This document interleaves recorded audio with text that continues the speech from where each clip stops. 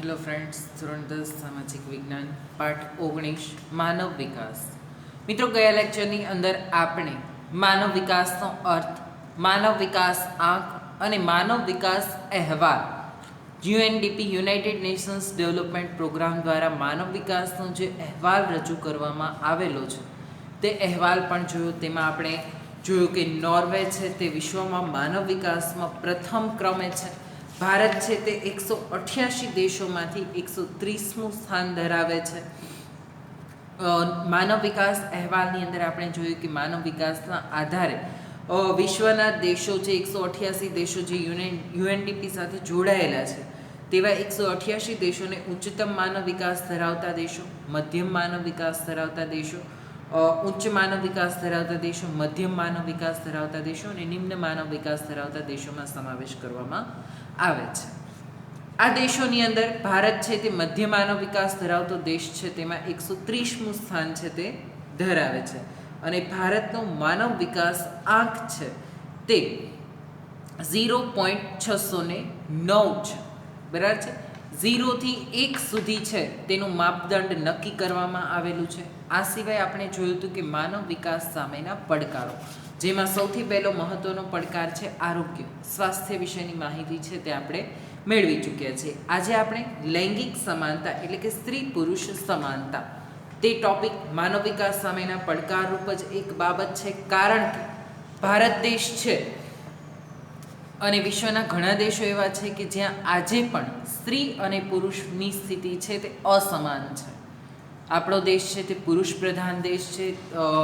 ઘરમાં, કુટુંબમાં, સમાજમાં દરેક જગ્યાએ પુરુષને સ્ત્રીઓ કરતાં વિશેષ મહત્ત્વ આપવામાં આવે છે અને તે બાબત આપણે બધા જ જાણીએ છીએ અને નરી વાસ્તવિકતા પણ છે. બરાબર છે. તો આ અસમાનતા દૂર થાય અને સ્ત્રી અને પુરુષ બંનેને સમાન દરજ્જો પ્રાપ્ત થાય તે જરૂરી છે. તેના વિશેની ચર્ચા છે તે આજના લેક્ચરની અંદર આપણે કરશું. અત્યાર સુધી ભણી ગયા છીએ તેનું શોર્ટ રિવિઝન કરીને લેક્ચર ચાલુ કરીએ તો આપણે સૌથી પહેલાં જોયું હતું કે માનવ વિકાસ એટલે શું.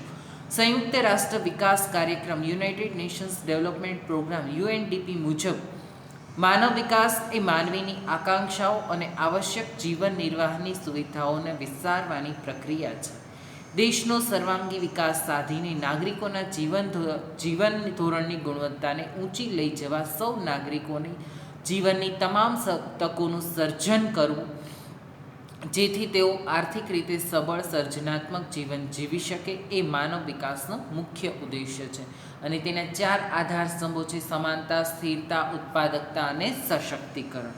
માનવ વિકાસ થયેલો ક્યારે ગણાય? તો દેશના આર્થિક વિકાસને લીધે લોકોના જીવન ધોરણમાં સુધારો થાય છે, પરંતુ એ પૂરતું નથી.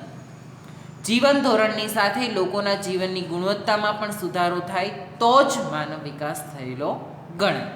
પ્રજામાં શિક્ષણનો વ્યાપ વધતા લોકો શિક્ષિત બને, તેમનું આરોગ્ય સુધરે, ગંદકીનો યોગ્ય નિકાલ થાય, સ્વાસ્થ્ય સંબંધિત પરિસ્થિતિ સુધરે, વિકાસના લાભો સામાન્ય લોકો સુધી વિસ્તરે અને ભાવિ પેઢીને તેના મીઠા ફળ પ્રાપ્ત થાય તો જ માનવ વિકાસ થયેલો કહેવાય. માનવ વિકાસને માનવ જીવનની કઈ કઈ બાબતો સાથે સંબંધ છે? તો માનવ વિકાસને માનવીની સુખ, શાંતિ, સગવડ, રસ, રુચિ અને બુદ્ધિ ક્ષમતા સાથે સંબંધ છે. આ ઉપરાંત તંદુરસ્ત અને નિરોગીપણું અને દીર્ઘાયુ જીવન, શિક્ષણ દ્વારા જ્ઞાન પ્રાપ્તિ, આર્થિક ઉપાર્જનની તકો, ઊંચા જીવન ધોરણ માટે કુદરતી સંસાધનની સમાન રીતે પ્રાપ્તિ, ગુણવત્તાસભર જીવનશૈલી, વ્યક્તિગત અને સામાજિક સુરક્ષા અને માનવ અધિકારોનો ઉપયોગ કરવાની તકો તેને પ્રાપ્ત થાય, તેની સાથે તેને સંબંધ છે. માનવ વિકાસ આંક સવિસ્તાર સમજાવો. તો માનવ વિકાસ આંકના નિર્દેશકોનો સંયુક્ત રીતે ઉપયોગ કરીને કાઢવામાં આવતા આંકને માનવ વિકાસ આંક કહેવામાં આવે છે. નિર્દેશકો કયા કયા આપણે જોયા હતા? તો કે સ્વાસ્થ્ય, આરોગ્ય, શિક્ષણ, સંપાદન અને માથાદીઠ આવક એટલે કે રાષ્ટ્રીય આવક. માનવ વિકાસ આંકના નિર્દેશકોને સંયુક્ત રીતે ઉપયોગ કરીને કાઢવામાં આવતા આંકને માનવ વિકાસ આંક કહે છે. માનવ વિકાસ આંકની સૌ પ્રથમ વિભાવના નોબેલ પારિતોષિક વિજેતા ભારતીય મૂળના અર્થશાસ્ત્રી અમર્ત્ય સેને કરી હતી. વિશ્વના જુદા જુદા દેશોના વિકાસના વિભિન્ન નિર્દેશકોના આધારે એક વૈશ્વિક વિશ્લેષણ રજૂ કરવામાં આવ્યું છે, જેમાં અપેક્ષિત આયુષ્ય, શિક્ષણ આંક અને આવક આંક.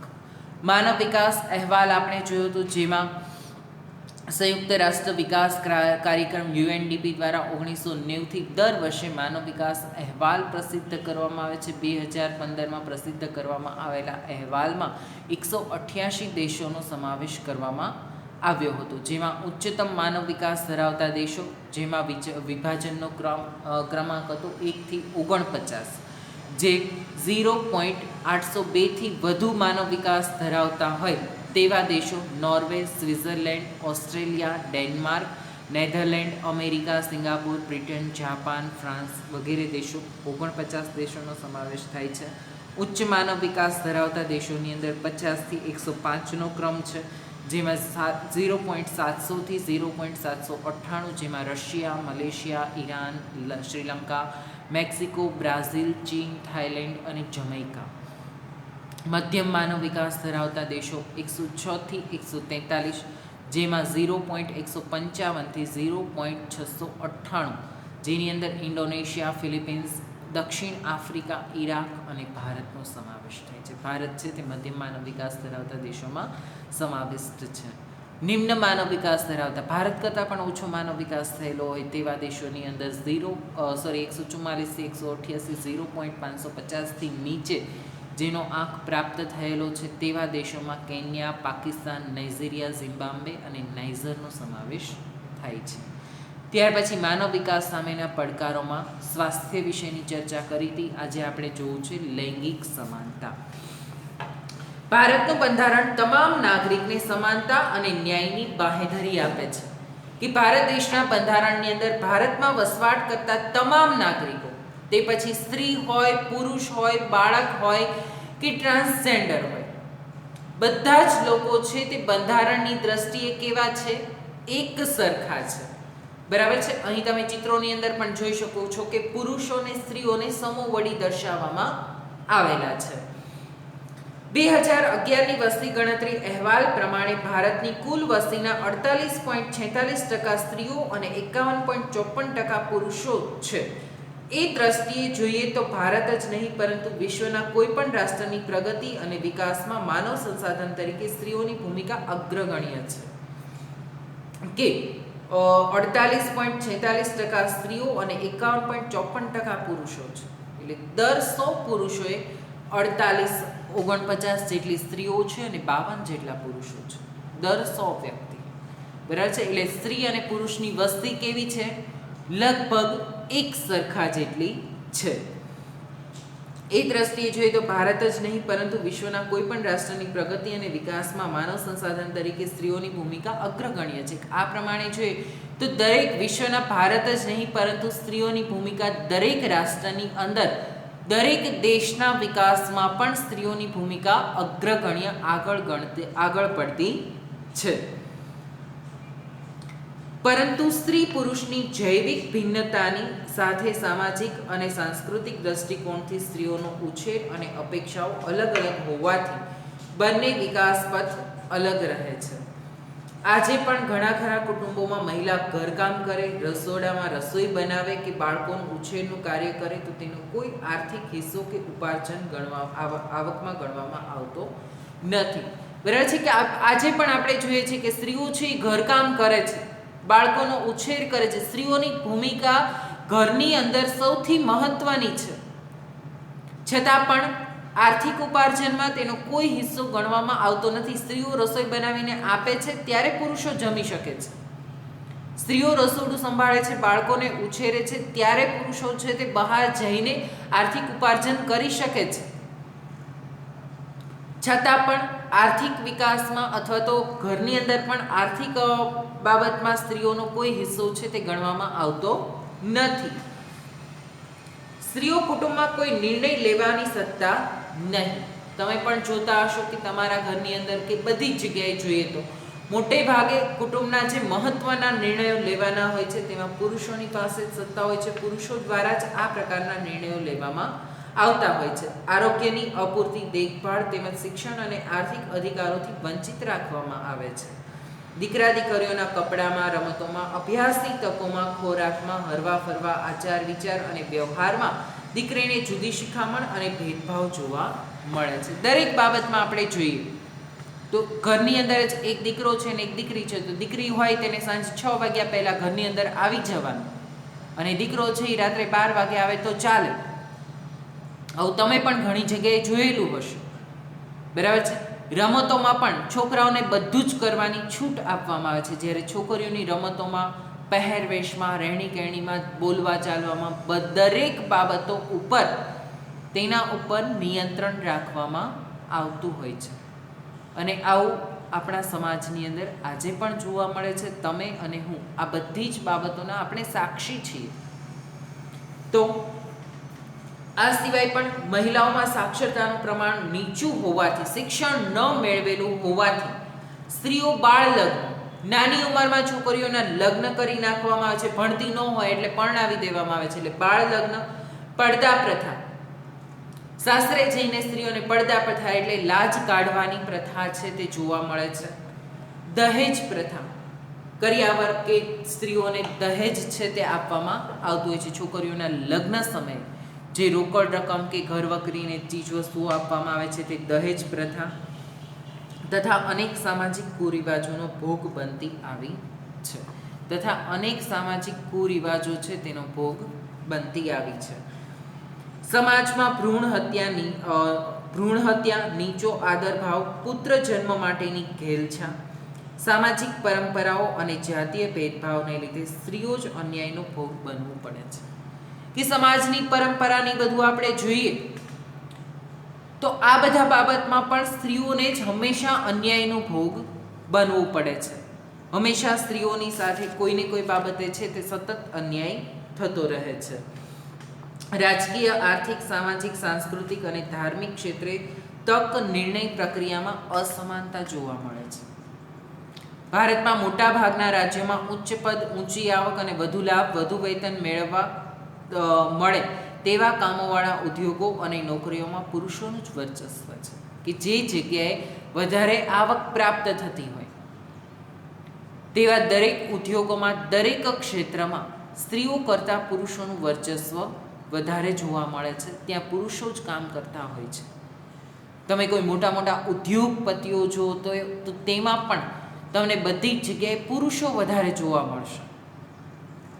તે દરેક ક્ષેત્ર કે જે ધનવાન ઉદ્યોગપતિઓ છે, બરાબર છે, તો ત્યાં પુરુષોનું જ વર્ચસ્વ, પુરુષોના જ નામ તમને જોવા મળશે, સ્ત્રીઓના નામ જોવા મળતા નથી. આવું ભારતમાં જોવા મળે છે. આજે પણ સંસદમાં મહિલાઓનું પ્રમાણ માત્ર 12.2% જેટલું જ છે. સંસદ, વિધાનસભાઓ, વરિષ્ઠ અધિકારીઓ, મેનેજરો, કંપનીઓ, ડિરેક્ટરો, વ્યાવસાયિક અને ટેકનિકલ ક્ષેત્રે મહિલાઓનું ઓછું પ્રમાણ વગેરેમાં સ્ત્રી પુરુષ ભેદભાવ સ્પષ્ટપણે જોવા મળે છે. સંસદની અંદર જોઈએ તો પણ મહિલાઓનું પ્રમાણ જ ઓછું જોવા મળે છે. માત્ર 12.2% જેટલું જ મહિલાઓનું પ્રમાણ છે. તો આ દરેક ક્ષેત્રની અંદર સ્ત્રીઓનું પ્રમાણ છે તે અત્યંત ઓછું જોવા મળે છે. ભારતમાં સ્ત્રી પુરુષનું સમાનતાનું આંકડાકીય વિશ્લેષણ જોઈએ તો માનવ વિકાસ અહેવાલ 2015 મુજબ સ્ત્રીઓ છે તે 0.525 અને પુરુષો 0.661. હ્યુમન ડેવલપમેન્ટ ઇન્ડેક્સ મુજબ સ્ત્રીઓનો વિકાસ છે તે 0.525 થયેલો છે, જ્યારે પુરુષોનો વિકાસ છે તે 0.661 છે. જન્મ સમયે અપેક્ષિત આયુષ્ય છે તે સ્ત્રીઓનું આયુષ્ય 69.5 છે અને પુરુષોનું આયુષ્ય 66.6 છે. અપેક્ષિત શાળાકીય વર્ષ છે તેમાં સ્ત્રીઓ 11.3 અને પુરુષો 11.8. સરેરાશ શાળાકીય વર્ષોમાં બહુ મોટો તફાવત છે. સ્ત્રીઓ છે તે 3.6 જ્યારે પુરુષો છે તે 7.2. છોકરાઓની પાછળ શિક્ષણમાંની બધામાં વધારે ખર્ચ છે તે કરવામાં આવતો હોય છે. માથાદીઠ આવક ડોલરની સરખામણીએ 2116 સ્ત્રીઓની માટે છે તે અને પુરુષો માટે 8656. શ્રમ શક્તિમાં ભાગીદારી 15 વર્ષથી વધુ વય ધરાવતા લોકોમાં સ્ત્રીઓમાં 27.0%, જ્યારે પુરુષો છે તેમાં 79.9%. સંસદમાં પ્રતિનિધિત્વ આપણે જોયું તેમ સ્ત્રીઓનું 12.2, જ્યારે પુરુષો 100માંથી બાદ કરો એટલે 77.8. યુવા સાક્ષરતા દર 15 થી 24 વર્ષ, જેમાં સ્ત્રીઓ છે તે 74.4 અને પુરુષો છે તે 88.4. બરાબર છે. તો આ પ્રમાણે માનવ વિકાસ આંકમાં મહિલા સશક્તિકરણ અથવા તો સ્ત્રી પુરુષ અસમાનતા જે જોવા મળે છે તેના લીધે અનેક પ્રકારની સમસ્યાઓ છે તે ઉદ્ભવે છે અને સ્ત્રી પુરુષ અસમાનતા આજે પણ આપણા દેશની અંદર જોવા મળે છે. ભારતના બંધારણે દેશના બધા જ નાગરિકોને સમાનતા અને ન્યાય બખ્શ્યા છે, એટલે કે આપેલા છે. ઈસવીસન 2011ની જનગણના મુજબ, એટલે કે વસ્તી ગણતરી મુજબ, કુલ વસ્તીના 48.46% સ્ત્રીઓ અને 51.54% પુરુષો છે. આંકડાકીય માહિતી મિત્રો યાદ રાખવાની છે. 2011ની વસ્તી ગણતરી મુજબ ભારતમાં કેટલા ટકા સ્ત્રીઓ જોવા મળે છે અને કેટલા ટકા પુરુષો જોવા મળે છે? તો ભારતમાં 48.46% સ્ત્રીઓ અને 51.54% પુરુષો જોવા મળે છે. ભારતમાં સ્ત્રીઓના ઘરેલું કામકાજનો કોઈ હિસ્સો આર્થિક ઉપાર્જન કે રાષ્ટ્રીય આવકમાં ગણાતો નથી. દીકરીઓના શૈશવ કાળથી જ શિક્ષણ, આરોગ્ય અને આર્થિક અધિકારોથી વંચિત રાખવામાં આવે છે. શૈશવ એટલે કે બાળપણથી જ સ્ત્રીઓને આર્થિક અધિકારો દરેક બાબતોમાં પુરુષોને જ વિશેષ મહત્વ છે તે આપવામાં આવે છે. આવું હોવું ન જોઈએ, પરંતુ આ છે તે પણ આપણા દેશની એક નરી વાસ્તવિકતા છે. સ્ત્રીઓમાં સાક્ષરતાનું પ્રમાણ નીચું હોવાથી તેમને અનેક સામાજિક કુરિવાજો અને અન્યાયોનો ભોગ બનવું પડે છે. ભારતમાં સ્ત્રીઓને આર્થિક, રાજકીય, સામાજિક, સાંસ્કૃતિક અને ધાર્મિક ક્ષેત્રે તકો અને નિર્ણયની પ્રક્રિયામાં અસમાનતા પ્રવર્તે છે. ભારતમાં ઉચ્ચ પદ પર આવક અને વધુ વેતન અને વધુ લાભ મળે તેવા ઉદ્યોગો અને નોકરીઓમાં પુરુષોનું વર્ચસ્વ છે. ભારતની સંસદ, વિધાનસભાઓ, વરિષ્ઠ અધિકારીઓ, મેનેજરો, કંપનીઓના ડિરેક્ટરો, વ્યાવસાયિક અને ટેકનિકલ ક્ષેત્રે વગેરેમાં મહિલાઓનું ઓછું પ્રમાણ સ્ત્રી પુરુષ વચ્ચેનો ભેદભાવ સ્પષ્ટ કરે છે કે આ દરેક ક્ષેત્રની અંદર આપણે જોઈએ તો સ્ત્રીઓનું પ્રમાણ ઓછું છે, પુરુષોનું પ્રમાણ વધારે છે. અને આ બાબત છે તે દર્શાવે છે કે સ્ત્રી પુરુષોમાં ભેદભાવ છે તે હજી પણ આપણા દેશમાં જોવા મળે છે. ભારતની સંસદમાં પણ સ્ત્રીઓનું પ્રમાણ 12.2% જેટલું છે, જ્યારે 77.8% પુરુષો છે. આમ દરેક ક્ષેત્રમાં સ્ત્રી પુરુષ અસમાનતા છે તે લૈંગિક સમાનતા પરંતુ અસમાનતા જોવા મળે છે. અને એટલા માટે જ સ્ત્રી સશક્તિકરણ, મહિલા સશક્તિકરણ છે તે કરવામાં આવ્યું છે કે સ્ત્રીઓ છે તે સશક્ત બને, પોતાના અધિકારો માટે જાગૃત થાય તે માટેના પ્રયાસો છે તે કરવામાં આવેલા છે. પછીનો મુદ્દો છે આપણો તે જોઈએ આપણે નેક્સ્ટ, કે મહિલા સશક્તિકરણ સ્ત્રીઓ સમગ્ર વિકાસની પ્રક્રિયાનું કેન્દ્રબિંદુ છે. કે સમગ્ર દેશનો જે કંઈ વિકાસ થાય છે તેમાં સ્ત્રીઓ છે તે ખૂબ જ મહત્વની છે. વિકાસની પ્રક્રિયાનું કેન્દ્રબિંદુ છે. સ્ત્રીઓ થકી જ વિકાસ થઈ શકે છે. કોઈ પણ વિકાસશીલ રાષ્ટ્રમાં આર્થિક સશક્તિકરણ એ મહિલા સશક્તિકરણ માટેનું મહત્વનું પાસું છે. કે કોઈ પણ દેશને આર્થિક રીતે જ્યારે સદ્ધર બનવું છે તો તે દેશની અંદર મહિલાઓ સદ્ધર હશે, સશક્ત હોય તો જ આર્થિક રીતે સદ્ધર બની શકાય છે. મહિલા સશક્તિકરણ માટે આર્થિક સ્વતંત્રતા અનિવાર્ય છે. એક સ્ત્રી શિક્ષિત બને તો એક ઘર, એક સમાજ અને અંતે એક રાષ્ટ્ર સશક્ત બનશે. કે એક સ્ત્રી શિક્ષિત બને એટલે તે પોતાના ઘરને શિક્ષિત કરશે, સમાજને શિક્ષિત કરશે અને છેલ્લે રાષ્ટ્ર આખું શિક્ષિત બનશે.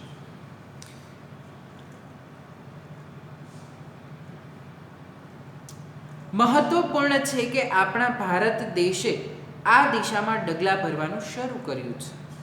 ભારતના વડાપ્રધાન પદે રાષ્ટ્રપતિ તરીકે અને વિવિધ રાજ્યોમાં મહિલાઓના મુખ્યમંત્રીઓને વખત સ્થાન શોભાવ્યું છે. બરાબર છે કે ભારતમાં વડાપ્રધાન તરીકે પણ અને રાષ્ટ્રપતિ તરીકે પણ મહિલાઓ કામ કરી ચૂકી છે. ઇન્દિરા ગાંધી, સોનિયા ગાંધી, આ બધા તમે જોઈ શકો છો. મુખ્યમંત્રી તરીકે પણ આનંદીબેન પટેલ, આ સિવાય પણ અન્ય રાજ્યોના પણ ઘણા ખરા મુખ્યમંત્રીઓ તરીકે સ્ત્રીઓએ છે તે કામ, આ સ્થાન છે તે ઉચ્ચ પદ છે તે શોભાવ્યું છે. ત્યાં સિવાય ટેક્સી ચલાવવાથી લઈને વિમાનમાં પાયલટ સુધીની સફર મહિલાઓ કરી રહી છે. અત્યારે તમે જુઓ મોટા શહેરોની અંદર રિક્ષા ડ્રાઈવર તરીકે પણ સ્ત્રીઓ છે તે પુરુષોની સમકક્ષ ટેક્સી રિક્ષા ચલાવવાથી માંડીને વિમાનોમાં પાયલટ તરીકે પણ તેઓ કામ કરી રહી છે. સમાજ સેવા, સાહિત્ય, પત્રકારત્વ, સમાજ સેવામાં પણ મહિલા કાર્યકરો હોય છે. સાહિત્ય ક્ષેત્રે પત્રકારત્વ એટલે કે રિપોર્ટરમાં પણ મહિલાઓને તમે જોઈ શકતા હોય છો. ન્યૂઝ ચેનલોમાં ને એમાં બધામાં તમે જોતા હશો. રમતગમત, શિક્ષણ અને અભિનય ક્ષેત્રે કામ કરતી મહિલાઓને આપણે ટીવી અને ન્યૂઝ ચેનલો પર જોઈએ જ છીએ. માત્ર ખેતરમાં કે શ્રમના કાર્ય કરવાને બદલે વેપાર, વાણિજ્ય, સંદેશા વ્યવહાર તેમજ વ્યક્તિગત જુદી જુદી નોકરીઓમાં પણ વર્તમાન સમયમાં શિક્ષણ, તાલીમ, કુશળતાને કારણે સ્ત્રી રોજગારનો વિસ્તાર વધી રહ્યો છે. તેમ છતાં દેશની અડધી આબાદી માટે વિકાસની ઘણી સંભાવનાઓ છે. તેને વિસ્તારવા હજુ આપણે ઘણા પ્રયાસો કરવા પડશે. કે અડધી આબાદી સ્ત્રીઓની છે. આપણે જોયું તેમ કે 48.46% સ્ત્રીઓ છે, તો તેમના વિકાસ માટે ઘણા કાર્ય કરવાના હજી બાકી છે. અહીં તમે આ હીઝ અને હર્ષવાળું જોઈ શકો છો ફોટો, બરાબર છે. એની અંદર કોઇન્સ ભરેલા છે. તેમાં શું દર્શાવે છે તે તમે સમજી શકો છો. તેને સ્ત્રી પુરુષ અસમાનતા, હીઝ એટલે બોયઝ, બરાબર, છોકરો છે, તો એનો કોઈનનો સિક્કો આખો ભરેલો છે. શું કામ? કારણ કે તેના પર મૂડી રોકાણ વધારે કરવામાં આવે છે, કુટુંબ દ્વારા, ઘર દ્વારા, બધી જ જગ્યાએ. જ્યારે સ્ત્રીઓ પાછળ એટલું બધું મૂડી રોકાણ કરવામાં આવતું નથી. માતા પિતાની પરિસ્થિતિ સારી ન હોય તો તે શું વિચારે છે કે છોકરાની પાછળ વધારે ખર્ચ કરશું તો તે કમાઈને આપણને આપશે, જ્યારે દીકરી સાસરે જતી રહેશે અને તે કમાઈને નહીં આપે, એટલા માટે તેની પાછળ એટલો બધો ખર્ચ કરવામાં આવતો નથી. આવું દરેક જગ્યાએ જોવા મળતું નથી, પરંતુ હજી પણ ઘણી જગ્યાએ આ પ્રકારની પરિસ્થિતિ છે તે તમે જોતા હશો. આપણે જોઈએ મહિલા સશક્તિકરણ ટૂંકનોંધ સ્વરૂપે જ્યારે પૂછાય તો મુદ્દાસર તેનો જવાબ છે તે કેવા પ્રકારે લખશું. તો ભારતના મોટા ભાગના રાજ્યોમાં વિવિધ ક્ષેત્રે ઊંચા પદો, ઊંચી આવક અને વધુ વેતન મળે તેવા કામોમાં પુરુષોનું વર્ચસ્વ છે. બરાબર છે. દરેક જગ્યાએ તમે જુઓ ઉચ્ચ પદ ઉપર તમે જુઓ ને તો પુરુષો જ હશે. જ્યાં ઊંચી આવક પ્રાપ્ત થતી હોય, ઉચ્ચ પદ મળતું હોય તેવી જગ્યાએ પુરુષોનું વર્ચસ્વ વિશેષ જોવા મળે છે. ઘણા કુટુંબોમાં મહિલા ઘરકામ કરે છે, રસોઈ બનાવે છે, બાળકોનું ઉછેરનું કામ કરે છે. તેનો કોઈ આર્થિક ઉપાર્જન કે રાષ્ટ્રીય આવકમાં હિસ્સો ગણાતો નથી. સ્ત્રીઓ ઘરકામ કરે છે તો તમારે કામવાળા રાખવા પડતા હોય તો તેને કેટલા રૂપિયા દેવા પડે, પરંતુ આર્થિક ઉપાર્જનમાં ઘરકામ કરતી ગૃહિણીઓ કે સ્ત્રીઓ છે તેનો કોઈ હિસ્સો ગણવામાં આવતો નથી. ઉદ્યોગ, સરકારી કે અર્ધ સરકારી નોકરીઓમાં પણ પુરુષોનું જ પ્રભુત્વ છે. ઉદ્યોગ, સરકારી, અર્ધ સરકારી દરેક નોકરીઓના ક્ષેત્રમાં પણ જોઈએ તો પુરુષોનું વિશેષ મહત્વ જોવા મળે છે. સમાજના વિવિધ ક્ષેત્રોમાં સ્ત્રી અને પુરુષ અનેક અસમાનતાઓ કે ભેદભાવ પ્રવર્તે છે. ભારતીય કૌટુંબિક જીવનમાં સ્ત્રીઓને બોજારૂપ માનવામાં આવે છે. કુટુંબમાં સ્ત્રીઓને નિર્ણય લેવાની કોઈ સત્તા હોતી નથી. અભ્યાસની તકોમાં અને વ્યાવસાયિક કામોમાં સ્ત્રીઓ પ્રત્યે લૈંગિક ભેદભાવ રાખવામાં આવે છે. અભ્યાસની તકોમાં પણ છોકરાઓને વધારે શિક્ષણ પાછળ ધ્યાન આપવામાં આવે છે, તેઓ પાછળ વધુ ખર્ચ છે તે કરવામાં આવે છે, જ્યારે સ્ત્રીઓ પાછળ ઓછો ખર્ચ થાય છે. સ્ત્રીઓમાં સાક્ષરતાનું પ્રમાણ ઓછું હોવાથી સ્ત્રી કામદારને પુરુષ કામદારની તુલનામાં વેતન ઓછું આપતા જોવા મળે છે. તમે જોઈ શકતા હોય છો કે સ્ત્રી અને પુરુષોના પગારમાં પણ ફેરફાર હોય છે. સ્ત્રીઓને એકનું એક કામ બંને સરખી રીતે કરતી હોય છતાં પણ પુરુષોને વધારે વેતન આપવામાં આવે છે, જ્યારે સ્ત્રીઓને એ જ કામની માટે સમાન વેતન પ્રાપ્ત થતું નથી, ઓછું વેતન આપવામાં આવતું હોય છે. ઓછી જવાબદારીવાળા અને તેઓ નિપુણ ન બને તેવા કામો તેને ફાળવવામાં આવે છે. સ્ત્રીઓને જે કાર્ય ફાળવવામાં આવતું હોય છે, જે કામ તેને સોંપવામાં આવે છે, તે કામ પણ મોટે ભાગે કેવું હોય છે, ઓછી જવાબદારીવાળું, કે જેથી કરીને સ્ત્રીઓ તે કામમાં નિપુણ ન બને તેવા કામો તેને ફાળવવામાં આવે છે. એટલે મહિલા સશક્તિકરણ એટલા માટે જ ખૂબ જ જરૂરી બન્યું છે કે દરેક ક્ષેત્રમાં સ્ત્રીઓની સાથે જુદા જુદા બધા જ જગ્યાએ અસમાનતા છે તે પ્રવર્તતી જોવા મળે છે. એટલે મહિલા સશક્તિકરણ જરૂરી છે. મહિલા માટેની સરકારે કેટલીક કલ્યાણકારી યોજનાઓ પણ અમલમાં મૂકી છે કે આ યોજનાઓમાં સ્ત્રીઓને જ લક્ષ્યાંક રાખવામાં આવેલો છે કે સ્ત્રીઓ સારામાં સારું આર્થિક ઉપાર્જન કરી શકે, સમાજમાં યોગ્ય સ્થાન પ્રાપ્ત કરી શકે, અને તેના માટે કેટલીક યોજનાઓ અમલમાં મૂકી છે. મહિલા શોષણ અટકાવવા માટે કેટલાક નિયમો, કાયદાઓ પણ બનાવવામાં આવેલા છે. અને મહિલા સમાનતા અંગે ગુજરાત સરકારની જુદી જુદી યોજનાઓ, રાષ્ટ્રીય કેન્દ્ર સરકારે પણ યોજનાઓ મૂકેલી છે અને ગુજરાત સરકાર દ્વારા પણ યોજનાઓ અમલમાં મૂકવામાં આવી છે. તેના વિશેની ચર્ચા છે તે આપણે નેક્સ્ટ લેક્ચરની અંદર કરશું. આજનો લેક્ચર અહીંયા રાખીએ છીએ. આજના લેક્ચરની અંદર આપણે જોયું કે માનવ વિકાસ સામેના પડકારો છે, તેમાં સૌથી પહેલો પડકાર આપણે ગઈકાલે જોયો તો લેક્ચરમાં સ્વાસ્થ્ય. આજના લેક્ચરની અંદર આપણે લૈંગિક સમાનતા અને મહિલા સશક્તિકરણ વિશેની ચર્ચા કરી. જે તમારે બંને ટૂંકનોંધ સ્વરૂપે છે તે હોમવર્કમાં લખવાનું છે કે માનવ વિકાસના પડકાર તરીકે અથવા તો પડકારો જણાવી લૈંગિક સમાનતા વિશે સવિસ્તાર ચર્ચા કરો. બરાબર છે? તો પહેલાં તમારે 3 પડકારો લખવાના છે કે સ્વાસ્થ્ય, લૈંગિક સમાનતા અને મહિલા સશક્તિકરણ તે માનવ વિકાસ સામેના પડકારો છે, જેમાં લૈંગિક સમાનતા વિશેની ચર્ચા છે, ડિસ્ક્રિપ્શન તમારે લખવાનું છે. અને બીજી ટૂંકનોંધ લખવાની છે મહિલા સશક્તિકરણ. અહીં તમને જે દર્શાવેલી છે તે જ ટૂંકનોંધ તમારે હોમવર્કમાં પણ મુદ્દાસર છે તે લખવાની છે. સરસ તૈયારી કરતા રહેજો, વાંચજો. અભ્યાસક્રમ હવે પૂર્ણ થવા આવ્યો છે. તમારા જો સામાજિક વિજ્ઞાન એવો વિષય છે કે જે તમારા જ્ઞાનમાં વધારો કરવાની સાથે સાથે જ તમને વ્યવહારમાં પણ ઉપયોગી બનશે. હવે પછી આપણે જે 181 મહિલાઓ માટેની સેવાઓ છે તેના વિશેની ચર્ચા કરવાના છીએ, તે પણ તમને ખૂબ જ ઉપયોગી થાય તેવું છે. ત્યાં સુધી રાખીએ છીએ. Thank you. મિત્રો, એ સિવાય પણ એક વાત તમને જણાવવાની કે હવે પછીના લેક્ચરની અંદર આપણે મહિલાઓ માટેની કલ્યાણકારી યોજનાઓ, મહિલા શોષણ અટકાવવા અંગેની જોગવાઈઓ છે તેની ચર્ચા કરશું અને મહિલા સમાનતા અંગે ગુજરાત સરકારની જુદી જુદી યોજનાઓ છે તેમાંની કેટલીક યોજનાઓ વિશે પણ ચર્ચા કરીશું. અને ત્યાર પછીના લેક્ચરની અંદર આપણે સ્વાધ્યાયના પ્રશ્નો છે તે જોઈશું અને અન્ય પણ કેટલાક પ્રશ્નો આમાંથી પૂછાઈ શકે તેવા છે તેની પણ વિસ્તૃત ચર્ચા છે તે કરીશું.